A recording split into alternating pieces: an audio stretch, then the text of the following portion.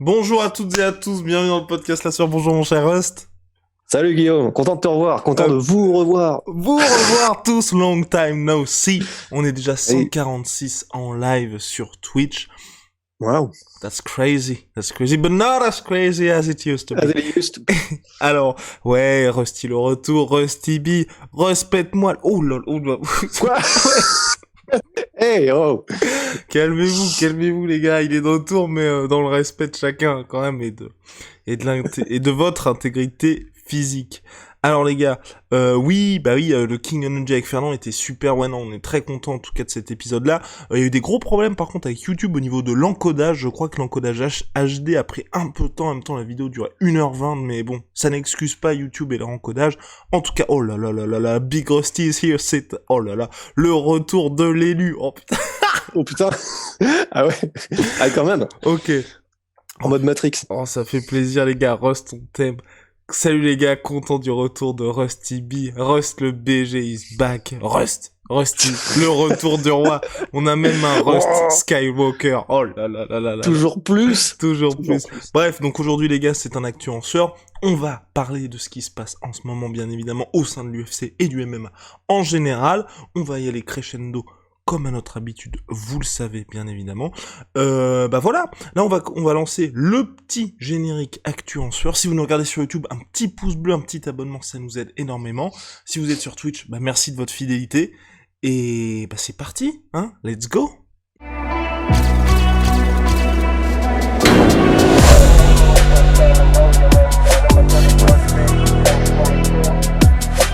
Soit. Alors, on va commencer par Jacare Souza qui prend sa retraite du MMA. On a Fumanchu qui nous dit dans le chat Jacare arrête sa carrière dans le MMA pour affronter Rust en Muay Thai. Peut-être. En tout cas, ce qui est certain, c'est qu'il s'arrête en MMA après une fin de run, mine de rien, assez, je vais pas dire assez triste, mais c'est vrai qu'au regard du statut de légende qu'avait Jacare, Rust va vous en parler, un peu dommage de partir par la petite porte comme ça pour quelqu'un qui n'aura jamais eu le title shot à l'UFC. Et en fait, c'est terrible parce que il n'aura jamais eu le title shot alors qu'il aura eu un run qui vaut un title shot. Et c'est terrible parce que quand il a eu son run à l'UFC, il me semble qu'il avait déjà aux alentours de 35 ans, en fait, ce qui était déjà assez vieux parce que toute sa première partie de carrière, il l'a fait donc dans le monde du jiu-jitsu brésilien. C'est là qu'il a eu toutes ses accolades. Et c'est vrai que quand il est arrivé dans le monde du MMA, il a d'abord commencé à vraiment se faire un nom au Strikeforce. Il était devenu champion. Et après, quand il est venu à l'UFC, vraiment, il avait cette étiquette de c'est un gars qui peut faire très très mal parce que c'est un gars qui est un prodige du jiu-jitsu brésilien et du sol et qui commence à vraiment s'amuser debout, quoi. D'ailleurs, à l'UFC, il a mis toute une pelletée de KO, hein, et des trucs assez hardcore, quoi, genre des high kicks à Derek Bronson, des trucs comme ça, enfin des patates de forain. Je crois que c'était Yushin Kami, un truc monstrueux et tout. Et donc en fait, c'est vraiment quelqu'un qui était très complet, qui était dangereux donc debout et au sol. Et pendant son run, qui a été stoppé, il me semble, par une split décision contre Romero, puis ensuite 3 combats plus tard par le KO contre Robert Whittaker. En fait, avant, il était sur une série, je crois, de 4 victoires à l'UFC, très convaincante. Et le problème, c'est qu'il a joué de malchance aussi, en fait, si je me souviens bien.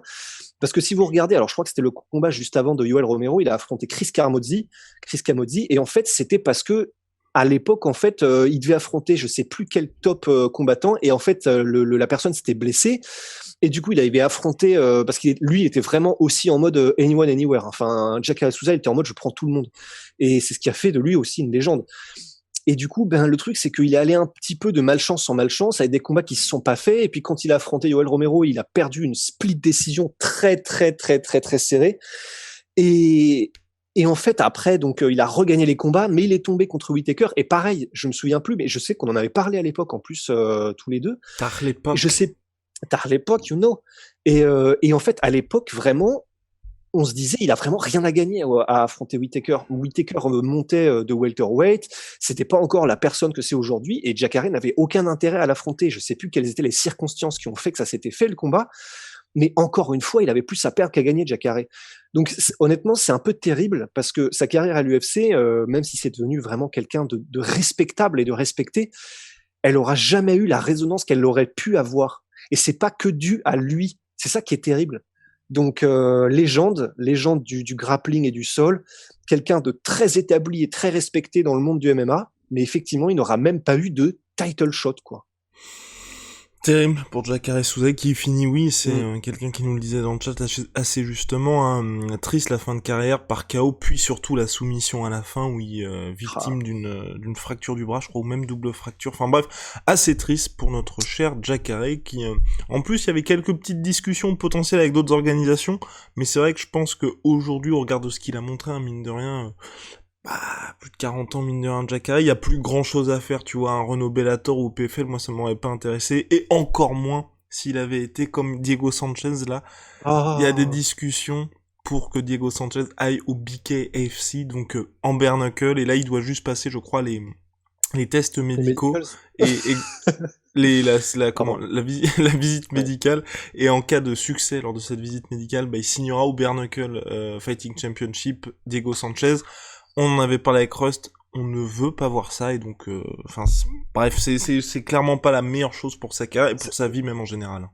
C'est presque une farce, hein. Enfin, honnêtement, de dire il ne reste plus à Diego Sanchez de passer la visite médicale, en gros, pour faire du combat à point nu contre des mecs qui viennent vraisemblablement de la boxe, c'est une farce. Diego Sanchez il a pris suffisamment cher pendant sa carrière. On sait à quel point il a encaissé. Son style n'était pas un style à la Cyril Gane ou à la Adesanya.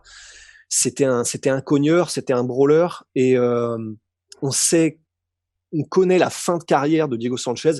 Le fait que là, potentiellement, il signe au BKFC, on en avait déjà parlé dans un podcast, c'est littéralement ce qu'il pouvait faire de pire, quoi. Ouais, exactement. Bah, en dehors d'un combat contre Francis Ngannou. Alors, C'est le pire pour tout le monde, ça. on avance. Enfin, le pire pour tout le monde. Pas pour Cyril Gain. Alors, avançons là-dessus. Deuxième news, et pas des moindres, mon cher Rust, je suis en train de regarder. Je suis en train de regarder, est-ce qu'on retrouve cette magnifique transition? Est-ce qu'on retrouve... Oui, la transition, elle est là. Elle est là, faut juste bien cadrer notre cher Big Ol' Rusty, et voilà, il est magnifique. On va s'intéresser, donc oui, à José Aldo qui veut TJ Dillashaw pour son prochain combat. Il a même pas dit je veux, il s'attend à ce que l'UFC lui propose ce choc face à TJ Dillashaw. Alors toi, qu'en penses-tu? Mine de rien, donc c'est the big other risk, the big other reward pour notre cher José Aldo, mais en tout cas moi j'aimerais voir ce combat-là. Bah moi aussi. Alors si je comprends bien un peu les mécaniques, le seul truc qui s'y oppose, c'est que théoriquement, du coup, TJ Dillashaw.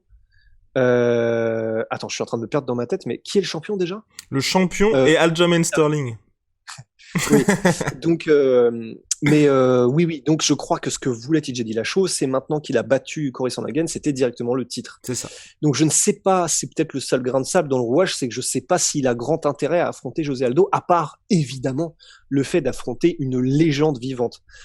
Mais s'il a le choix entre la légende vivante et le titre, je me demande si, quand même, TJ ne choisira pas le titre. Mais par contre, pour José Aldo, ce serait génial, et pour les fans, ce serait génial, parce que José Aldo, t'as l'impression qu'il ne vieillit pas. C'est-à-dire que en 3 rounds, il est limite imbattable. Enfin, c'est très très très compliqué quand même. Euh, en 3 rounds, quand il sait qu'il peut vraiment y aller, qu'il n'y a pas, parce que par exemple, on rappelle que contre Petrian, les premiers rounds, on a un vintage José Aldo en or qui brille Pokémon. C'est trop beau, c'est vraiment trop beau. Et c'est vrai que c'est le fait aussi qu'il s'est fait reprendre sur les derniers rounds parce que Petrian est fait grosso modo en plomb, mais un José Aldo en 3 rounds, c'est toujours c'est une gourmandise. Donc si jamais il y avait un combat et que pour une raison X ou Y, c'est un combat qui était en co-main event ou en co-main et qu'on a un José Aldo TJ Dillashaw en 3 rounds, je pense que ça peut faire un des combats les plus magnifiques de cette année. Les plus magnifiques. Quand on voit ce qu'a été capable de produire en termes techniques le José Aldo qu'on a vu là contre Pedro Munoz, et Inch'Allah, TJ Dillashaw arrive avec peut-être un petit peu moins de blessures et de casses sur son prochain combat, parce que visiblement, ça avait quand même l'air d'être assez sérieux. Tous les combattants sont blessés quand ils arrivent à un combat, mais bon, peut-être que cette fois-ci, c'était un peu plus pour TJ, je sais pas. Et sachant que, en plus, son genou, il se l'est à moitié cassé en combat, donc ça n'est même pas valable pour ça. Tout ça pour dire que effectivement, José Aldo contre TJ Dillashaw, s'ils sont en suffisamment bonne forme, c'est pour les fans, c'est Noël avant Noël, c'est clair. Je rejoins parfaitement Ross là-dessus.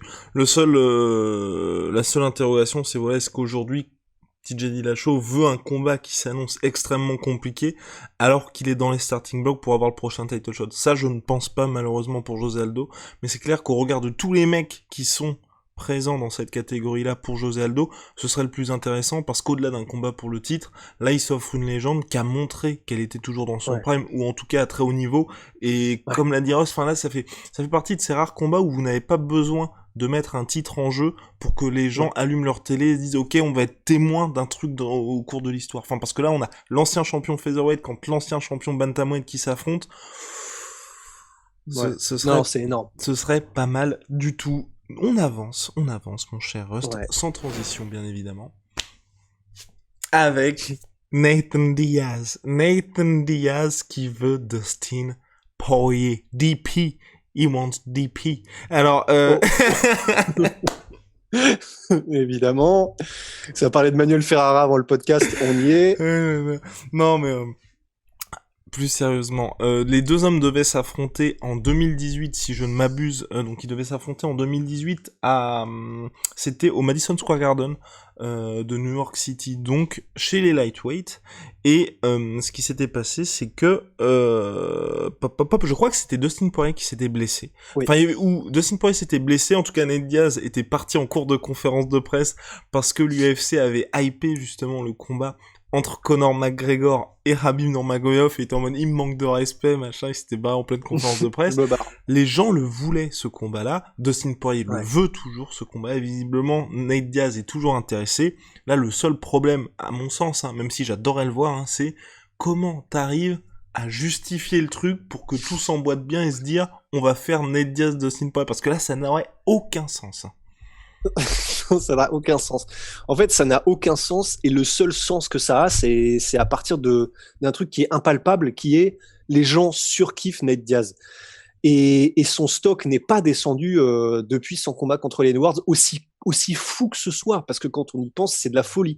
Mais après s'être fait démonter pendant 4 rounds et demi, son stock n'est pas descendu. C'est génial, c'est incroyable. Il y a que Nate Diaz pour faire ça. Mais donc, effectivement, je pense que les gens serait pour une partie chaud pour un combat contre Nate Diaz. Il y aurait aussi énormément de gens, attention, qui diraient à raison, 1000% raison, que ça n'a aucun sens. Et ils auraient tellement raison que on serait les premiers, même si au niveau du combat et stylistiquement, j'aurais envie de voir ça. Quand même, je serais bon. La partie raisonnable, ma partie raisonnable, tu sais, le petit ange sur l'épaule, dirait oui, mais non, d'accord. Ce serait cool, tu vois. Ce serait cool, mais non. Et mais le truc, c'est que il faudrait théoriquement là que Nate Diaz ait un combat en lightweight et qu'il le gagne. Et c'est un peu toujours pareil. Juste, ne serait-ce que pour justifier un tout petit peu plus que tu reviens pas d'une défaite et tu vas affronter le mec qui est censé combattre pour le titre lightweight. Tu vois, juste au moins qu'il y ait un tout petit peu au moins un minimum de logique. Et pour Dustin Poirier, de toute façon, il l'a dit, Dustin Poirier, il y a une raison pour laquelle il a choisi le deuxième combat contre McGregor à la place d'un combat pour le titre, c'est qu'il est là pour faire des gros combats. Il est là maintenant pour cimenter un peu déjà financièrement, se cimenter tout seul et sa famille, et pour vraiment faire ce qu'il est possible de faire qui a le plus de résonance médiatique, quoi. Et donc, c'est clair que Dustin Poirier, il est absolument pas opposé, il l'avait déjà dit, à un combat contre Nate Diaz, de toute façon, quoi qu'il arrive. C'est juste que là, je pense quand même, parce il y est pas opposé, mais il a quand même dit aussi, en parallèle, j'ai envie d'avoir cette ceinture. Donc, je pense que là, en premier, il va d'abord, à mon avis, aller chercher la ceinture ou essayer de la prendre à Charles Oliveira. Et peut-être, si ça se trouve, dans un deuxième temps, effectivement, faire, moi, je veux Nate Diaz. Un petit peu comme Georges Saint-Pierre avait dit, je veux Nick Diaz, alors que Nick Diaz sortait d'une défaite contre Carlos Condit. Carlos Condit, ouais. Donc c'est imaginable, ça n'aurait encore moins de sens que ça en avait avec Nick Diaz, parce qu'avec Nick Diaz c'était une décision très très controversée contre Carlos Condit, les gens étaient en mode mais Carlos Condit a fui le combat, et donc entre guillemets ça pouvait se défendre un petit peu plus. Là c'est quand même chaud, là de vendre Nate Diaz dans un combat pour le titre maintenant, là c'est quand même, là faut se lever de bonne heure et faire de l'arithmétique, quoi. Mais on a déjà vu des trucs, on a déjà vu des ovnis à l'UFC, hein. Donc On a Golgot Molotov qui nous dit je ne suis pas pour. Quoi? Qui? Golgot Molotov, je ne suis pas pour. DP va lui faire trop mal. Et c'est bon, la hype Nate Diaz ne justifie pas de rencontrer DP. Moi, le seul moyen en fait de faire ça, de faire ce combat-là, à mon sens, hein, bien évidemment, même si je préférais le faire en lightweight, c'est Dustin Poirier affronte Charles Oliveira, il est champion de la catégorie. Ensuite, tu lui offres le droit de se faire un espèce de petit combat où sportivement il n'y a pas vraiment de sens, mais en welterweight, parce que ça fait un moment que Dustin Poirier parle de montée de catégorie. Tu le fais face à Nate Diaz, qui certes évolue en welter aujourd'hui, mais qui est pas un gros welterweight, lightweight naturel Nate Diaz, pour un petit peu se tester, pour que les gens se disent, bon ok, il a vraiment sa place dans la catégorie, ou pas. En cas de victoire face à Nate Diaz, ensuite il défend sa ceinture face au vainqueur de Michael Chandler contre Justin Gaethje. Ensuite, tu lui fais peut-être un autre combat en welter. Enfin, tu vois, il fait un petit peu le yo-yo dans ces deux-là, puisque Conor McGregor, pour l'instant, hein, moi je mets quand même de gros points d'interrogation sur son retour, tu vois. Donc, on va dire, dans un monde sans Conor McGregor, tu fais ça. Mais sinon, c'est vrai que là, ça paraît assez compliqué. Et puis même là, comme tu le dis, il faut que Nate Diaz gagne, si on veut le voir en lightweight, mais contre qui tu le mets? Parce que c'est vrai qu'il n'y a pas beaucoup d'adversaires où, là, actuellement, il peut perdre, et où en cas de défaite, ça ne va pas justement faire en sorte que les gens disent ok, le mec est vraiment rincé. Bah ouais. Non, c'est compliqué. Mais c'est vrai que ça a du sens parce que j'allais dire Anderson Silva là, le faisait déjà à l'époque, mais après Anderson Silva, c'est un peu une dynamique différente parce qu'il était à je sais pas combien de défenses de titre en fait. Donc, quand l'UFC donnait le droit à Anderson Silva d'aller démonter Stéphane Bonnard dans la catégorie supérieure, c'est évidemment c'est juste l'UFC qui donne ouais, vas-y, va t'amuser, tu vois. Enfin, c'est vraiment c'est la récré quoi. Mais c'est vrai que c'est un petit peu moins défendable quand tu viens juste de gagner le titre, d'aller faire un combat d'exhibition entre guillemets en welterweight. Ça aurait, attention, je suis d'accord avec toi, c'est ce qui aurait le plus de sens parmi les scénarios auxquels on peut penser. Mais ça reste quand même quelque chose qui n'a pas trop de sens. Parce que c'est vrai que c'est chez Gilbert Burns qui disait ça à propos, je crois, du coup de Nate Diaz là hier ou avant-hier, un tacle mais les deux pieds décollés du sol, mais mais a raison, qui disait à propos de Nate Diaz, mais en fait ah oui c'est vrai, la dernière fois que tu as battu un vrai welterweight, c'était jamais. Et c'est vrai que c'est pas totalement faux en fait, parce qu'il a fait oui pas mal d'excursions en welterweight Nate Diaz. Mais à moins que je me trompe, il a surtout pris beaucoup de défaites et pas beaucoup de points pour Gryffondor, quoi. Ouais, je crois que là, il est à... j'ai peur de dire des bêtises, mais je crois qu'avant, Leon Edwards, il était à 4-4 en carrière chez les Welter, et maintenant il est à 4-5. Donc... c'est mitigé. Donc voilà, c'est mitigé. Exactement, le bilan est mitigé. Donc voilà, donc en tout cas là, c'est pour le combat de Dustin Poirier contre potentiellement Nate Diaz. On a quelqu'un en chat qui nous dit, oulala, hot take sur hot take, Cody Garbrandt, futur champion flyweight, TJ Dillashaw, futur champion bantamweight, Brian Ortega, futur champion featherweight, Dustin Poirier, futur champion lightweight, Colby Covington, futur champion welterweight, Paulo Costa, futur champion middleweight, Jerry Prochazka, futur champion light heavyweight, John Jones, futur champion heavyweight. Entre parenthèses, Paulie Domso est d'accord avec moi. Damn. Non, je ne pense pas. Je pense qu'à quand on regarde tout ça, petite pièce sur Jerry Prochazka. Oui. Petite pièce oui, absolument. Petite pièce sur Dustin Poirier, futur champion lightweight, oui. Tous les autres, ça me paraît très compliqué. Ouais. Alors, Paulo Costa, là, je pense que c'est quand même très compliqué, là. Effectivement, Colby Covington, c'est pareil. J'ai tellement de mal à voir Kamaru Usman être bougé d'un iota que c'est chaud. Tout ce qu'il vient de dire, c'est possible, hein, mais chaud. Et Cody Garbrandt, j'ai trop peur en fait. J'ai limite presque même plus peur en flyweight maintenant en fait, parce que s'il commence à prendre des KO en flyweight, ça va être difficile de le vendre, même s'il remonte. Enfin, je vis dans la peur maintenant pour Cody Garbrandt. TJ Dillashaw, pourquoi pas, hein. Sait-on jamais. We never know. Mais ouais, mais enfin, ça veut dire que disons, je mise quand même sur Petrian qui reprend sa ceinture et aller décrocher Petrian pour l'instant, c'est tendu quand même. Ouais, c'est tendu. Je suis entièrement d'accord avec toi. Donc voilà. En tout cas, c'était Hot Take sur Hot Take de Wallabox 75 qui est quasiment là à tous nos lives. Rust, on avance. Wow. On avance. Eh oui, wow. Oh wow. It's amazing. It's simply amazing. On va avancer donc avec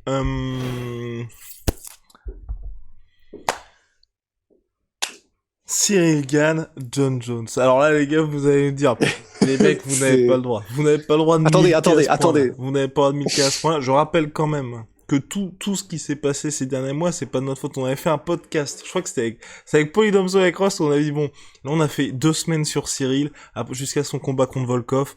On va arrêter de parler de lui.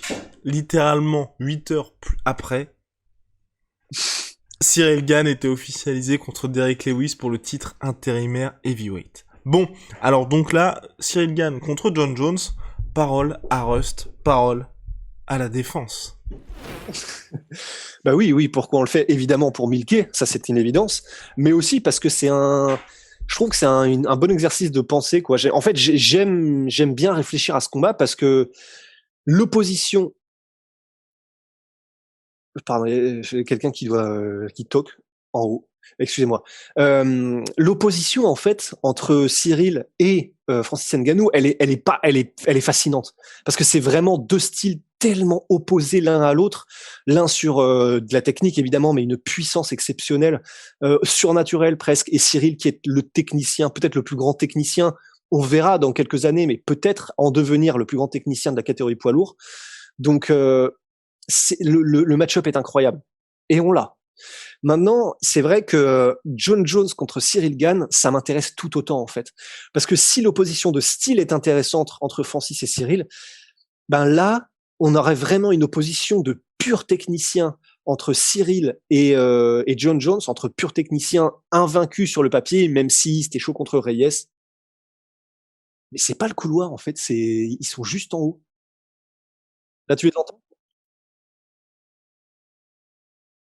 Ben ouais. Mais non, ils sont là, ils sont partout, ils sont dans les murs, donc ils sont dans les campagnes. Mais Dans nos maisons. donc ouais, et donc l'exercice de pensée, je trouve, est vachement intéressant, et parce que déjà Fernand lui-même a dit que c'est le match-up qui serait probablement le pire pour Cyril. Comme tout le monde, en fait, j'ai envie de dire, parce que quand tu combats John Jones, c'est un puzzle, c'est le puzzle, en fait. C'est un des GOAT, c'est le puzzle ultime que personne n'a réussi à franchement résoudre, parce que même si on dit que Dominique Reyes, c'est vrai, a peut-être battu John Jones, c'est vrai que c'était extrêmement serré et que ça aurait pu aller dans un sens ou dans l'autre, mais il ne l'a pas franchement battu. Et du coup, enfin, ce qu'on attend surtout, c'est de voir quelqu'un qui peut dépasser complètement John Jones. Et c'est ça qui va être vraiment cool si ça arrive, quand ça arrivera. Et du coup, ben, moi, je serais juste tellement curieux de voir comment Cyril gère John Jones et comment John Jones gère Cyril pour le battre.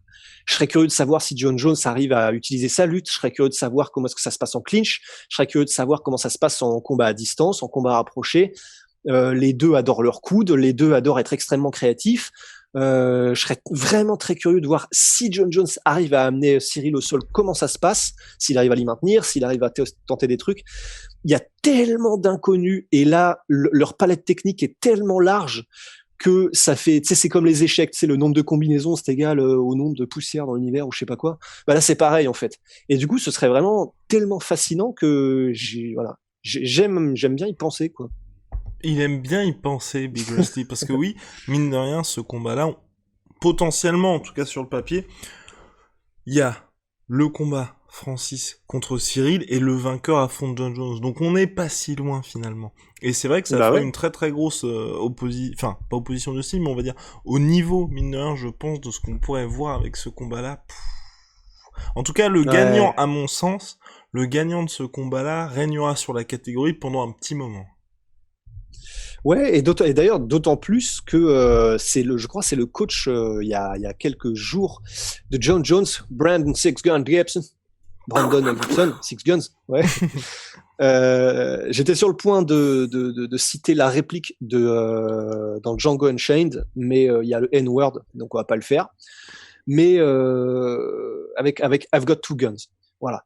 Mais en plus du coup, le coach de John Jones disait, en plus, ce qui est bien, c'est que en poids lourd, les gens ont beaucoup plus d'années devant eux, en fait. Et John Jones, ça m'a rassuré, c'est vrai, d'une certaine manière. Et c'est vrai, il a pas tort, tu vois. John Jones, là, il peut encore attendre 3-4 ans. Et s'il revient en heavyweight, il sera quand même ultra dangereux parce que la moyenne d'âge des heavyweight, enfin on en parle assez souvent, mais elle est beaucoup plus âgée. Enfin, la moyenne d'âge est beaucoup plus élevée que dans les autres catégories et c'est normal. Mais du coup, c'est vrai que là, que ce soit Cyril ou John Jones, théoriquement, ils sont suffisamment en forme pour, s'ils gagnent leur combat là, les prochains, régner, pourquoi pas pendant 2-3 ans encore. Ils sont pas, il n'y a plus vraiment la même limite et la même fin, tu sais, la date de péremption, d'expiration que s'ils étaient en welterweight ou en lightweight, quoi. Donc, c'est vraiment intéressant, effectivement. Donc à suivre, en tout cas dans le chat, on nous dit oui, on pose cette question-là, dans ce type de match-up, l'ancienneté d'expérience de John, ou au contraire le manque d'expérience de Cyril, ne pourrait-il pas avoir un gros impact sur ce type de rencontre? En vrai, honnêtement, je ne pense pas du tout. Moi non plus. Le seul truc, et là pour moi c'est pas l'expérience, mais c'est plutôt John Jones, on sait que quand il est vraiment dans le dur, c'est arrivé peu de fois, mais chaque fois que c'est arrivé, il a gagné les combats et surtout il a réussi à inverser le truc. Cyril pour l'instant n'a jamais eu à traverser ça. Mais ça c'est pas du tout une question d'expérience, c'est qu'il y a des mecs, quand justement ils sont poussés dans leur dernier retranchement, ils arrivent à se sublimer. Mais Cyril n'a jamais vécu ça pour l'instant, donc c'est peut-être le seul point d'interrogation. Ouais, c'est exactement ça, je pense. Parce qu'effectivement, en fait, c'est Cyril lui-même qui disait, quand on lui dit, mais du coup, après avoir battu Volkov, finalement, il avait toute cette expérience, mais t'as réussi à le battre. Et en fait, c'est vrai que Cyril est tellement ultra complet techniquement, et il a cette manière de voir les choses qui fait qu'il est extrêmement calme et chill et réfléchi dans toutes les situations, qui fait que c'est comme si, entre guillemets, le manque d'expérience était pallié, en fait, parce que il a peut-être pas les années d'expérience, mais c'est comme s'il avait l'expérience, parce que ce qui vient avec l'expérience généralement, c'est la capacité de prendre des décisions rationnelles, calmement, et ne pas céder à la pression, réussir à être intelligent, avoir un bon fight IQ, etc. C'est ça qui se développe avec l'expérience, mais le truc, c'est que Cyril, il a déjà tout ça. Donc, il n'a pas les années, mais il a l'expérience, théoriquement, tu vois. Donc, je suis d'accord. Et puis, c'est vrai que, comment dire, contre Volkov, qui était son combat le plus disputé, c'était un combat qui était son plus disputé jusqu'à maintenant, mais ça a pour autant pas été non plus serré. Donc effectivement, on peut pas exactement encore savoir ce que donnerait Cyril dans un cas de figure Gastelum versus Adesanya, quoi. On a aussi Fu Manchu qui nous dit ça fait tellement longtemps que l'on entend parler de Jones en heavyweight que je n'y crois plus du tout, mais si ça arrive, ce sera uniquement pour le titre, et s'il gagne, il prendra sa retraite comme GSP en middleweight. Il y a quelqu'un qui ajoute aussi Moonset, donc ce qui est dangereux, c'est que John Jones ne veut que le champ, et on ne peut pas connaître l'état de forme de Jones, vu qu'il n'est jamais monté. Alors moi, vraiment, personnellement, avec tous ces arguments-là, je n'y crois pas du tout, dans le sens où, pour moi, John Jones, tu vois, c'est comme un TJ Dillashaw, quand il y a quelqu'un qui nous a ressorti d'ailleurs des messages qu'on avait envoyés il y a 2 ans, quand on nous posait des questions sur TJ Dillashaw avec son contrôle positif, c'est est-ce qu'il reviendra le même et tout, et on avait justement répondu, bah oui, il va revenir au top. Et pour moi, John Jones, c'est la même chose. C'est un mec, quand il combat, quand il revient, peu importe son état de forme, quand je dis son état de forme, s'il a des blessures, s'il a fait la fête, s'il a été pleinement concentré, vous pouvez être sûr que le mec vient pour gagner et qu'il ne va pas perdre, en tout cas qu'il faut sortir une performance absolument monstrueuse pour le battre. Là, le fait de monter en heavyweight, il le sait, et c'est pour ça aussi je pense qu'il prend son temps. Et puis les derniers exemples, Adesanya, Max Holloway en tête, ont montré que quand vous êtes une star et que vous préparez une montée face à un champion ou un top contender, il faut vraiment être présent. Et donc là, John Jones fait tout ce qu'il faut pour arriver en étant à 115 kg, mais pas un 115 kg avec un petit peu de bide et pas être... Non, un 115 kg d'un mec qui va être un véritable heavyweight. Et c'est pour ça que moi, ça ne m'inquiète pas, et au contraire, un peu à la manière, tu vois, de TJ Dillashaw, tu vois, ces 2 ans-là, quand Dominique Cruz avait dit, moi j'y croyais complètement, quand Dominique Cruz a dit, bah ça va lui faire du bien de prendre 2 ans de pause, parce que c'est vrai qu'on sait que TJ Dillashaw, que ce soit en sparring ou en combat, il prend énormément de dommages, et quand il est passé 30 ans, bah forcément, ça pèse un petit peu plus. Bah là, on l'a vu contre Cory Sandhagen, le mec a encaissé, mais comme jamais. Et je pense qu'un gars comme John Jones, qui est champion UFC, enfin, qui défend sa ceinture depuis 2011, je crois, qui est champion, John Jones, Ouais, quelque chose 2011, comme ouais. ça. Donc quasiment 10 ans de combat pour le titre non-stop, 2 ans de pause, vous entraînez toujours, mais vous prenez pas les mêmes dommages que vous prenez quand vous êtes continuellement en camp d'entraînement. Bah pour moi, je trouve que c'est une bonne chose pour lui, et quand il arrivera, je pense que ce sera il y aura pas de ring rust, et 2, le fait qu'il ce soit un mec qui soit quand même particulièrement rapide, ça va, par rapport au heavyweight, ça va toujours être à son avantage, en fait. Donc, tu vois, il y aura peut-être, allez, 2 minutes 50, un petit peu de processus pour sentir vraiment ce qui se passe, mais j'ai aucune inquiétude sur le fait que John Jones, quand il fera son premier combat en heavyweight, il sera en forme et il sera prêt. Ouais, et d'autant plus que il était en light heavyweight rapide, mais c'était pas le plus rapide. C'était vraiment quelqu'un qui était tellement en avance techniquement qu'il avait même pas forcément besoin d'être ultra rapide pour réussir à set up ses attaques, pour réussir à dominer et à dépasser ses adversaires. Et donc c'est ça qui est rassurant aussi, c'est que il monte de light heavyweight, donc il sera normalement effectivement rapide. Ça veut pas dire grand chose, mais on l'a vu faire des pas d'ours, des PAO, etc. Ça ne veut pas dire grand chose, mais on peut quand même en déduire qu'au moins il a encore cette explosivité, il a encore cet athlétisme et qu'il le garde même en poids lourd. Mais en plus de ça, c'est vrai que c'est ça qui est bien avec John Jones, quoi. C'est que c'est un style qui vieillit très bien, parce que c'est un style qui se repose, oui, un petit peu sur de la rapidité, parce que quand même il en faut, mais surtout sur de l'intelligence de combat et de la maîtrise technique qui est juste délirante, quoi. Donc c'est ça qui est bien, c'est que y a pas vraiment d'horloge qui tourne outre mesure, quoi. Parce que ce avec quoi il vient, c'est pas un Anderson Silva, quoi. C'est pas des réflexes, des incroyables capacités athlétiques. C'est de la pure technique, quoi. Donc, effectivement, je pense que quand il reviendra, il y aura pas de problème. On aura un John Jones au top, quoi. Et on a Wallabog qui nous dit si Cyril affronte John Jones, ce sera la première fois qu'il sera constamment sous pression, étant donné que Jones est constamment en train de presser ses adversaires. Quelle stratégie devra-t-il adopter selon vous? Eh ben, c'est compliqué parce que mais c'est compliqué en fait des deux côtés en fait, parce que quelle stratégie pour Cyril? Pour Cyril? Pour Cyril, ouais. Pour Cyril, je pense que c'est très clair, quoi. C'est dans un combat à distance de kickboxing, je pense quand même que Cyril aura l'avantage. Je pense quand même. Ça peut être très compliqué parce que l'utilisation des kicks par John Jones peut complètement nullifier et peut complètement gêner Cyril. Peut gêner ses changements de garde, ses tentatives d'avancer, ses in and out. Si c'est bien géré par John Jones, ça peut vraiment embêter Cyril, quoi.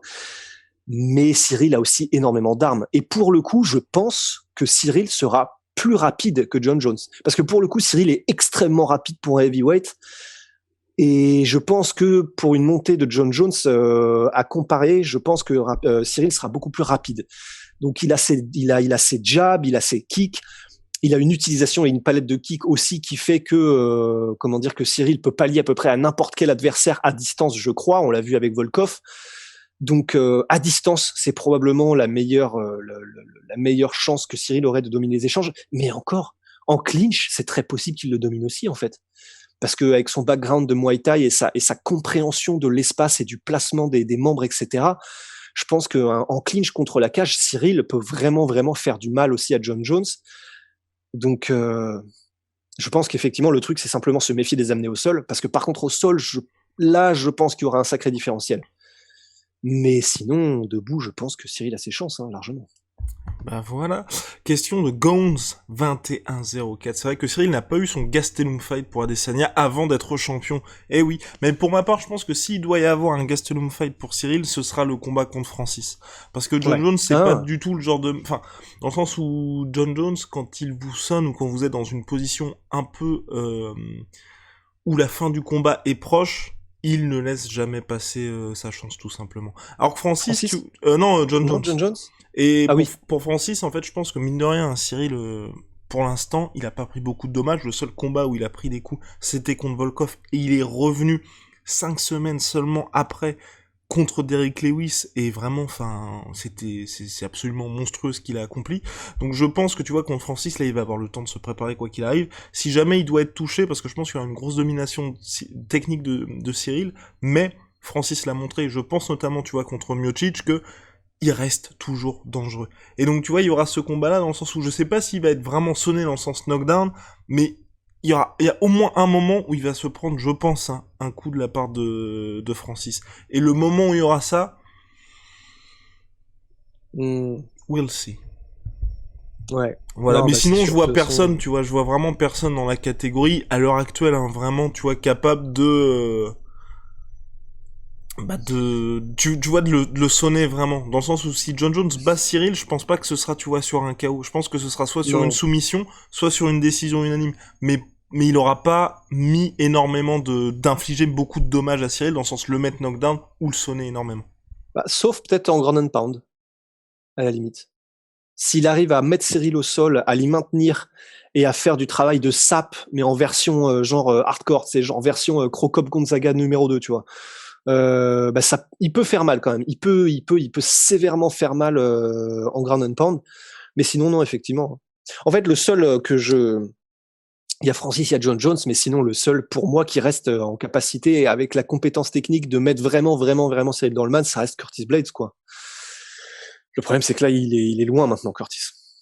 C'est ça qui est assez dingue avec Curtis Blades. Franchement, ce mec-là, c'est la kryptonique de tout le monde, sauf Francis Ngannou. Et le mec se retrouve là à devoir cravacher, mine de rien. Il affronte Jairzinho Rozenstruik prochainement. Je crois que c'est lors de l'UFC 266. Combat intéressant. Et en cas de victoire, c'est vrai qu'il pourrait se replacer. En tout cas, il y a Ryono 23 qui nous dit, je pense que Cyril a une limite d'encaissement sur les coups à la tête. Tout le monde a une limite d'encaissement sur les coups à la tête. Et jusqu'à preuve du contraire, Cyril n'a pas montré du tout de fragilité de ce côté-là. C'est pour ça que j'ai du mal à comprendre. Il y a pas mal de gens qui disent ça, mais ceux qui parlent d'un menton suspect de la part de Cyril, on l'a jamais vu sonner, on l'a jamais vu reculer en mode panique à bord lors d'une offensive adverse. Donc, enfin, cet argument, je le trouve vraiment très bizarre. Et au contraire, en plus, contre Volkov, où là, il a fallu justement casser la distance et rentrer dedans pour pouvoir s'imposer, il l'a fait. C'est pas du tout le gars qui s'est dit, parce que ça arrive de temps en temps avec j'ai pas d'exemple en tête pour l'instant, mais tu vois des gars qui avaient un game plan à mettre en place pour battre un gars, et parce qu'ils ne voulaient pas se prendre de coups, ils ont perdu le combat. Bah, en soi, Derrick Lewis, hein, parce que le truc, c'est que Derrick Lewis contre Cyril Gane, on entendait ses coachs dans l'autre round dire, souviens-toi, le game plan, c'est d'avancer. Si tu recules, t'es dans son jeu.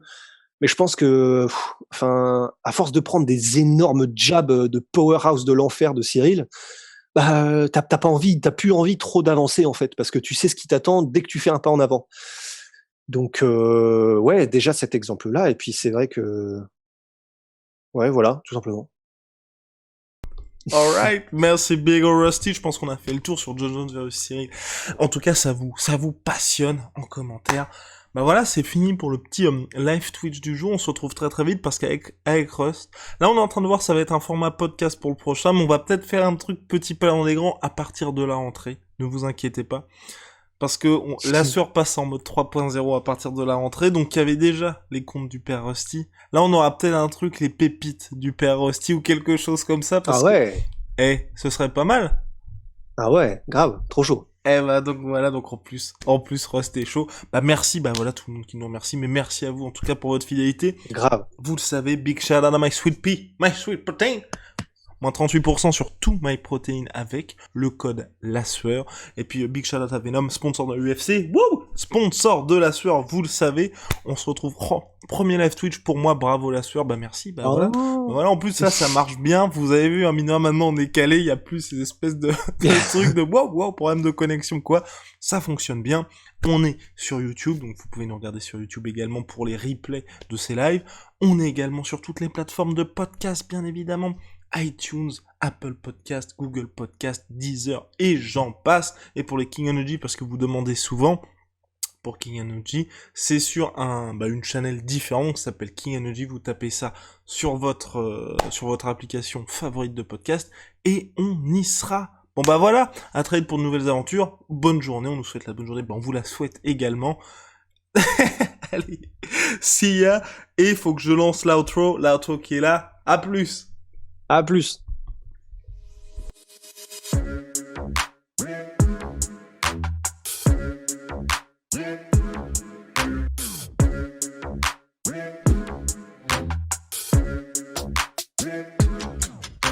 I'm fucking coming for you!